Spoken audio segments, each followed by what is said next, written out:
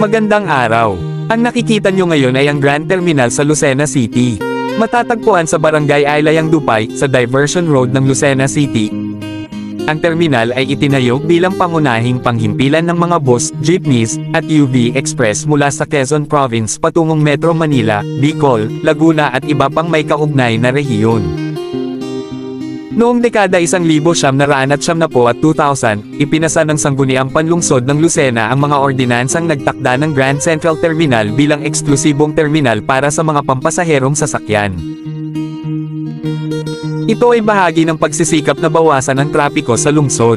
Ang terminal ay ginagamit ng mga pangunahing bus operators gaya ng Jackliner, Lucena Lines, Dalco, Jamliner, at De La Rosa.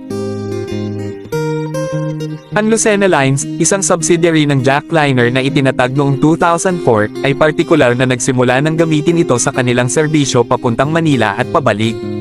Ngunit, itinakwil ng Korte Suprema ang bahagi ng Ordinansa, Ordinansa 1778, na nagbabawal sa iba pang terminal at ipinaliwanag na ito ay labis na nagdidikta at hindi makakalosang pulisya.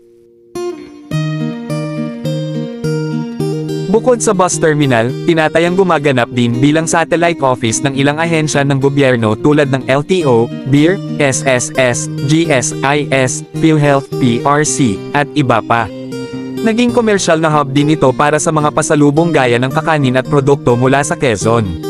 Kamakailan, may mga proyekto para sa redevelopment ng terminal. Layunin nito ang mas mahusay na pag-aayos, pagdagdag ng tamang inflow-outflow ng sasakyan, komersyal na espasyo, pati integration ng government satellite offices, upang gawing mas organisado, ligtas, at makabago sa paningin ng mga commuters at lokal na pamayanan.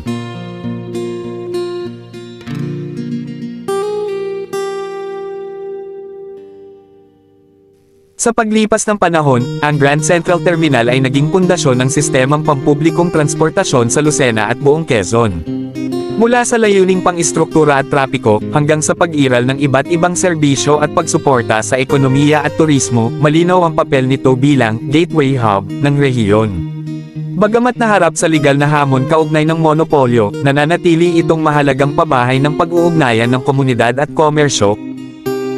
Kung nagustuhan mo ang ganitong content, isang like and share naman dyan kaibigan. Maraming salamat.